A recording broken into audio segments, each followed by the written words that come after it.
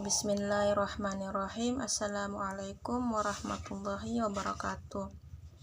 Yang saya hormati dosen pengampu mata kuliah ekonomi makro, dan perkenalkan, nama saya Santi Saiful, Prodi Ekonomi Pembangunan kelas 4A dengan AMPM 020322110021. Di sini saya akan menjelaskan sedikit materi mengenai dengan bauran kebijakan fiskal.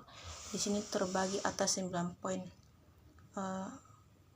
di mana kita tahu bahwa kebijakan fiskal yang dilakukan oleh pemerintahan dengan cara-cara memanipulasikan anggaran pendapatan dan belanja negara.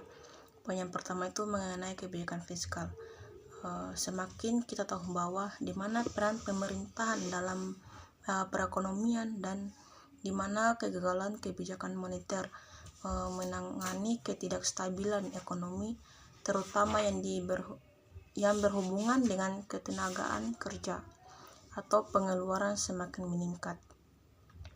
Poin yang kedua itu fungsi kebijakan fiskal, di mana fungsi kebijakan fiskal ini adalah menentukan bagaimana sumber daya ekonomi yang terbatas akan dialokasikan di antaranya berbagai kebutuhan dan keinginan.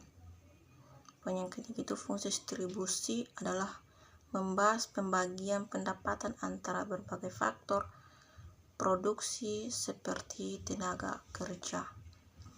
Poin yang keempat itu fungsi stabilitas, di mana ekonomi berusaha untuk menjaga stabilitas harga agar inflasi tetap terkendali.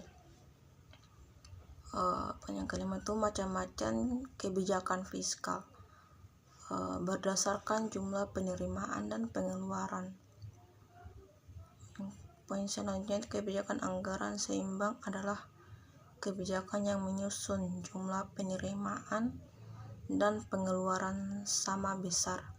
Jadi penerimaan yang diterima pemerintahan harus sama dengan pengeluaran dan perhitungan yang sebaiknya. Poin yang selanjutnya itu kebijakan anggaran surplus, kebijakan yang disusun dalam pendapatan atau penerimaan harus lebih besar daripada pengeluaran atau penerimaan yang banyak. Poin yang selanjutnya kebijakan anggaran defisi. Kita tahu bahwa kebijakan yang disusun dengan cara pengeluaran lebih besar daripada penerimaan pendapatan. Kebijakan anggaran dinamis adalah kebijakan yang disusun dengan cara jumlah pengeluaran dan penerimaan sama besar dan lama-kelamaan jumlahnya semakin bertambah. Kebijakan ini dilakukan untuk mengatasi kebutuhan yang terus bertambah sehingga dibutuhkan jumlah yang besar. Sekian materi dari saya. Wabillahi taufiq wal hidayah. Wassalamualaikum warahmatullahi wabarakatuh.